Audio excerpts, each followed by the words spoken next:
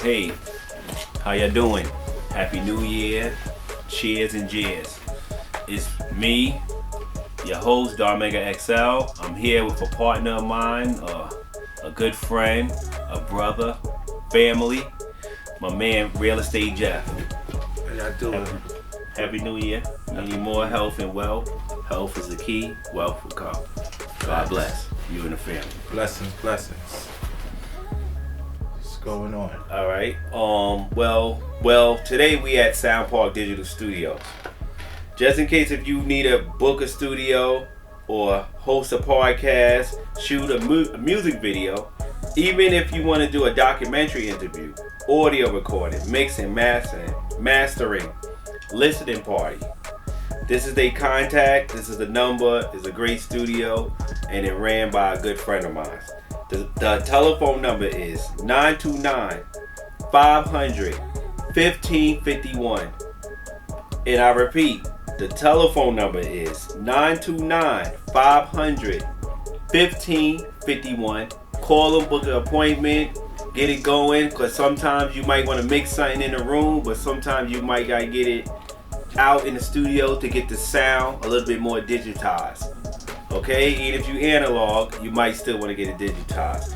And you feel free to call, book an appointment. You could come with your engineer, or you could make arrangements for them to have an engineer. Yeah, we got a couple of engineers available. You just gotta book them within like 24 hours or 48 hours in advance. All bookings is done by appointment. Okay, that's cool. I know I introduced you, right? But also, people is like, his name is Real Estate Jeff. Could you explain to them the reason why your name is Real Estate Jeff? Yeah, so Real Estate Jeff is because I'm a realtor. I'm actually licensed with the state. Okay. I have basically knowledge and skills and experience in many aspects with the real estate. Okay. I started off selling houses, flip houses, foreclosure. I'm actually a foreclosure specialist. Okay. If somebody having a problem in that field. If somebody has a problem, if you're losing your home, you might be going through a separation. You might have a death in a family and you don't know what to do with the property. You can't maintain the property. I'm here to help you all. Okay. I negotiate with the banks. You might need a loan modification. There's different things that can happen behind the scenes to keep the property, or we can sell it. Okay. It's whatever it takes to get the job done. All right. And I manage properties also. I'm a property manager. So if you are an investor and you need somebody to look over your property, deal with your tenants, I do a lot, pretty much. Okay. Cause I noticed, like, everybody uses Instagram. We use Instagram, and everybody be talking about investing in property. All right, what's the pros and the cons of investing in property? The pros is you can make a lot of money. Okay. There's different ways to make money. It depends what your niche is in doing it.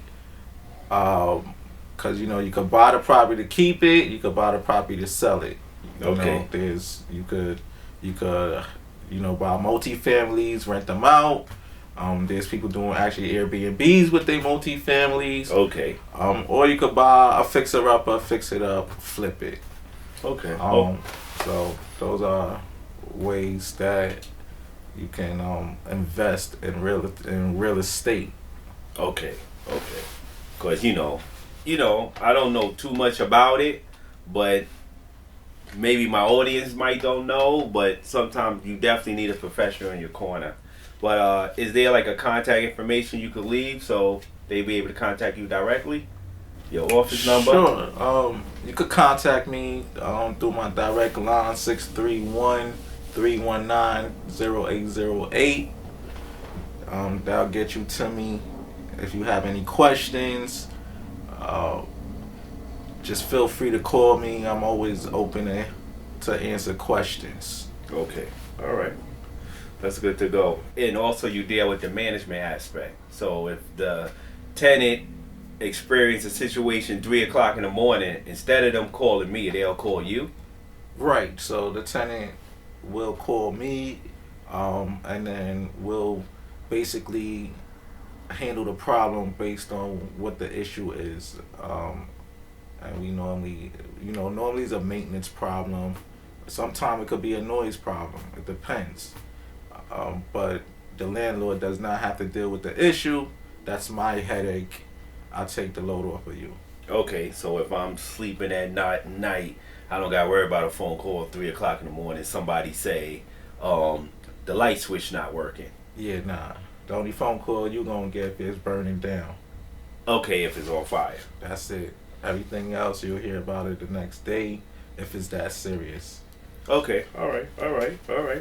So that's a good thing. That's a good thing to know. So instead of people handling the situation themselves, collecting the rent and things of that nature, you could get a management company to do that. Right, you get a management company to do it, or a personal manager. Because I do both. I manage properties independently, and I also manage property for a company. Okay. So I manage large buildings, 350 units, 100 units, 200 units, down to 50 units, down to 6 units.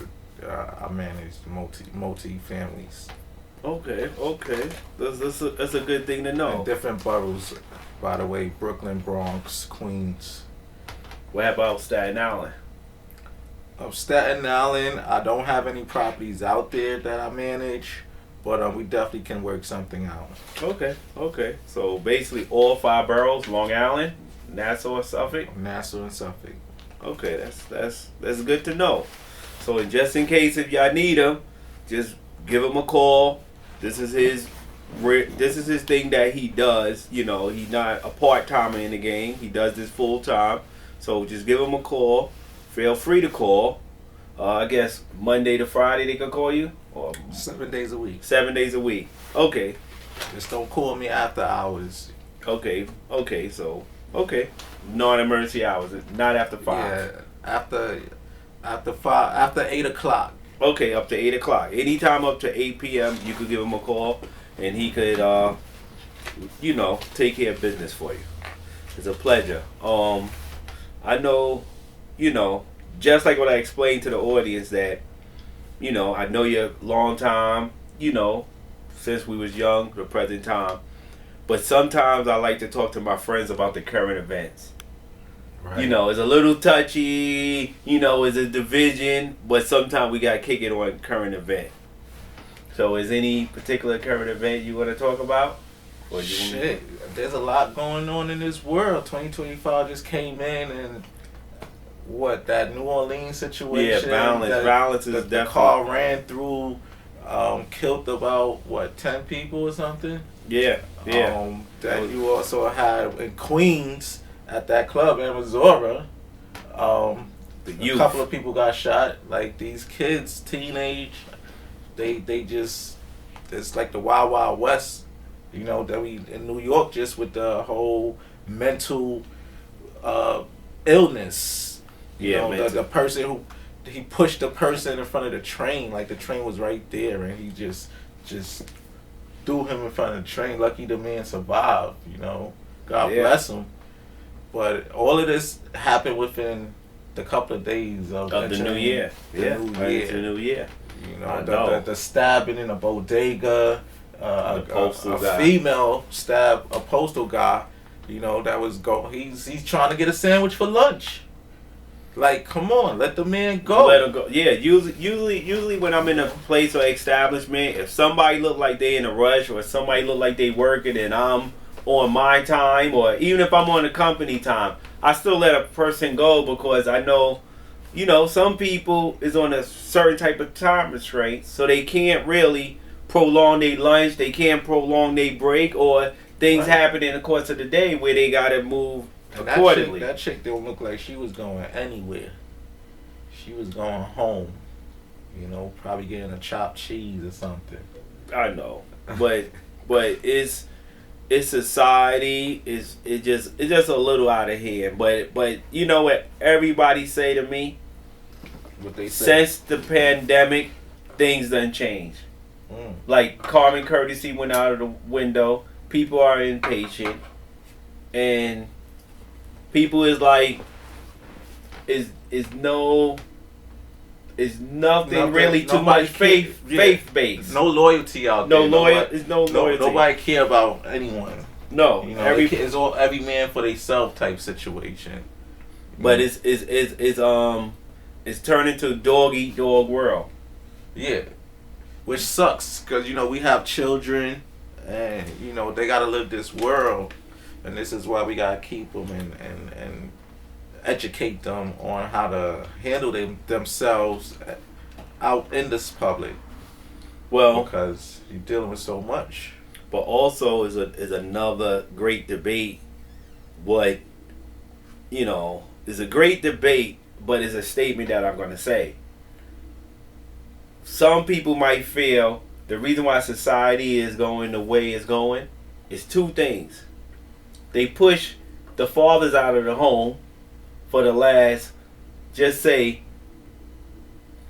it 30 years. Who's they? The system, where a woman prefer to get the 17% over their child. Right. It became a way of them to get money. Yes. A scam. Well, I guess we getting the rough end of the scam then. Pretty much. You know, because they profit. And I only say a scam, but it's not a scam for everybody. No, right? No. Because you do got deadbeat dads that do deserve it, you know, because they not playing their part as a father. But then you do have females who milk it because they, you know, it's a spiteful situation, or they know that the system is going to be on their side, pretty much. Yeah. It's a double-edged sword. You know, it's a double-edged sword. Because you do got guys that have females on child support. Yeah, it goes that way. But another great debate is another statement. I'm gonna say could come into argument. It's funny because I want to bring a topic up. So go ahead, do it. Go ahead. You're welcome to it. Halle Berry. Okay. I was reading something the other day, and she had like so many husbands. Mm-hmm. But these guys got away with 20 mil a piece after the separation. Yo, that's crazy you brought that up. I'm like 20 mil for this one. The second one got like 10 mil spousal support or 1. But I can tell you one thing what I learned. 4 mil. I can tell you one thing I learned this weekend. I seen a R&B artist. I'm not gonna say no name. It's a law. I don't know how it's true, but I don't know if I was hearing things that night because I was a little sippy. I was drinking. They said if you're a famous person, even if you famous 15%, just say it's a scale of 1 to 100, right? Mm-hmm. And you 15% famous, you would have to pay alimony, even if the person is richer than you. Is an R&B singer. If you watch my Instagram, I ain't gonna tell you which one. I'll let them tell y'all. Is a female that's paying alimony, right? And it's like, I guess because was doing the same thing. So, but I guess she probably was on the scale of famous. Support. Yeah, but on the scale of famous, because she married, I believe she married a baseball player, a singer, right? Eric Benet was married to her, right? I'm just saying the two people that I know. Yeah. It was a base. I think David. I don't want to say somebody's false name, but I know it was a baseball player. The baseball player and the actor. So I guess on the scale of 0 to 100, she's higher on the scale of famous. Because if you see Eric Benet, if you walking in the mall and you Eric Benet, somebody might say, "Yo, I seen you with a dude that looked like Eric Benet, but that wasn't Eric Benet. Who's your homeboy that looked like Eric Benet?" But if you walking with Halle Berry, they gonna be like, "Yo, you with Halle Berry? What's up?" You know what I'm saying? Right. Can I get a flip? But that's what I'm trying to say. I didn't know she had that much money. that you giving this one 20 mil, More this one act- getting yo. this amount of mil, he getting this amount of mil. The third one, now you gonna go through a fourth marriage, and if that shit don't work, like how much? That's why you can't get married. She got mad bread. No, but movies. That's why the rappers go to the movies, cause a movie is a guaranteed check. Right. You know what I'm saying? You know, it's like saying if you could try to go platinum, but if the movie is a blockbuster and you had a 30-second role and you joined the Screen Actors Guild or whatever thing, you're gonna get paid. You're gonna get like residual, whatever what you gotta get. But if you are artist and you trying to sell units, and the movie could sell. You could get whatever time frame you in the movie. If the movie go worldwide blockbuster, you rich. So Halle Berry was in like, I'm just saying the movies I know: Swordfish, Catwoman, Monster Ball, right? Mm-hmm. What other movie? She was in a lot of flicks. She was in Boomerang in the beginning with Eddie Murphy back in the days. Right. So you got to think she went to that level.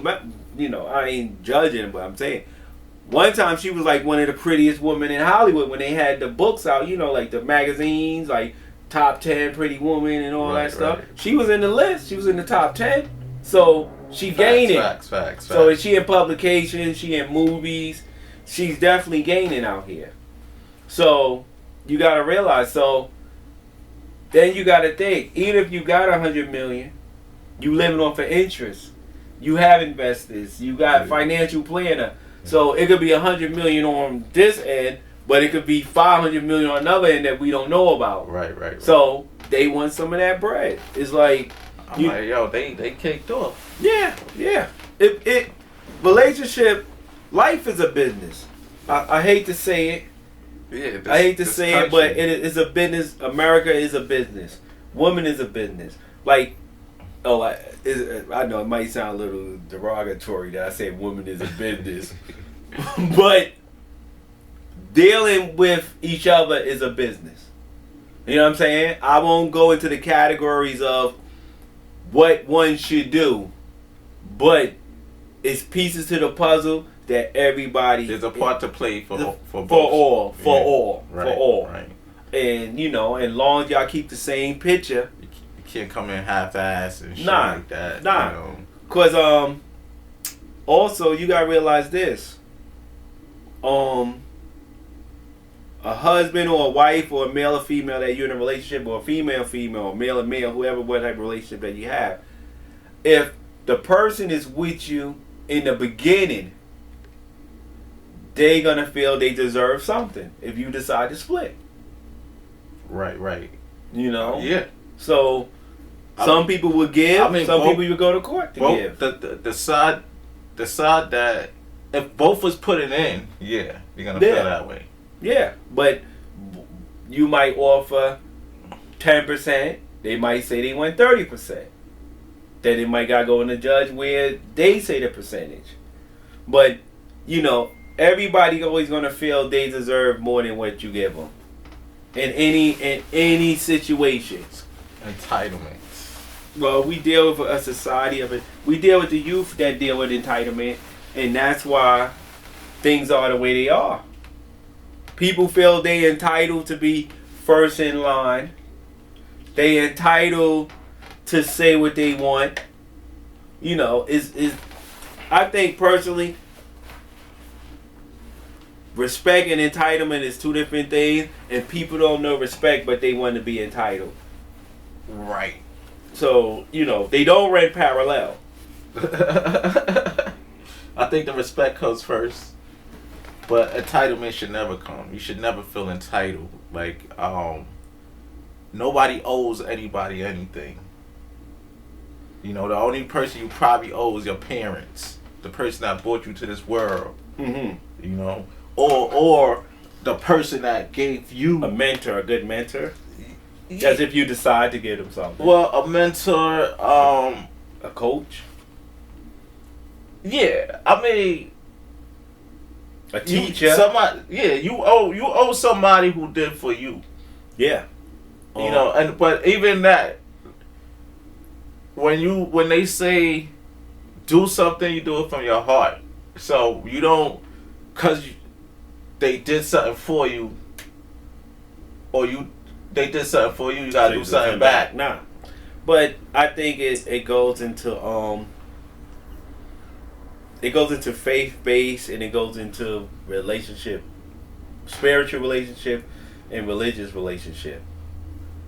Cause people out here is heathens, man. Nobody don't want to say it. You know what I'm saying? You see, you got a society where some people only go to church if it's a funeral or a wedding. Some people don't even have religion in their home. Think about it, bro.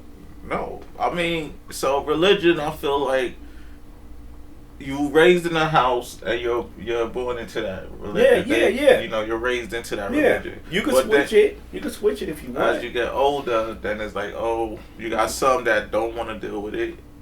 You got some that wants to deal with a different type of religion. However, they got a hold of it, you know, because there's some that might go do their research on different religions, or they might have someone knocking on your door trying to get you to join their community or religion. But to me personally, my personal thoughts.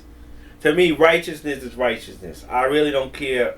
You know, I do care about your religion, but it's mainly your heart and your mind. If a brother or sister come to me and they righteous, I don't care what religion they are. You know what I'm saying? I don't hold that against them. No. But if you righteous on the universal platform, I deal with you. But if you unrighteous, I can't deal with you. So when you speak about that, me, I don't go to church. Okay. Unless it's a ceremony. But you righteous. Yeah. On the universal platform. And that's where I'm going with it, cause it's all. The other day was a conversation with that. The universe and religion is two different things. Mm-hmm. So you can't compare those. Like, cause I would say I believe in a universe. I could say something that could trump that. I say I believe in a higher up, and I pray every day. Okay. Like, I'm Catholic. Okay. I still believe in my religion. Yeah. But do I feel like there's certain parts of it I'm not with? So how that works? Do you go all the way in? Nah, but you righteous on a universal platform. I wouldn't listen to me. I knew you over 35 years. Over 35 years. If you wasn't good 35 years ago, you wouldn't have been good now. You get what I'm saying? It's righteousness on a universal platform. It's cool. So if I feel your spirit, your soul, your connection with me, or in the universe, I deal with you. But if you're not righteous on the universal platform, I'm not going to deal with you. It's the energy. Yeah. And it's all, God gave us everything. God gave us a religion, God gave us the universe. Right. So basically, I'm just dealing with it. So I speak to the universe too. Yeah, well, you could whatever, you know, long as it helps you to be righteous. It's a law of attraction. Oh yeah, well. That's it's a law of attraction. Definitely is a law of attraction. It's a law of attraction, and energy itself. You can feel that amongst. I don't know. I have a spiritual power. I believe, because you can tell. I could tell when something is funny, pretty much. Yeah. Well, I read the energy. Yeah, well, that's something like when people pray, they can say, "God, please God over me." You know what I'm saying?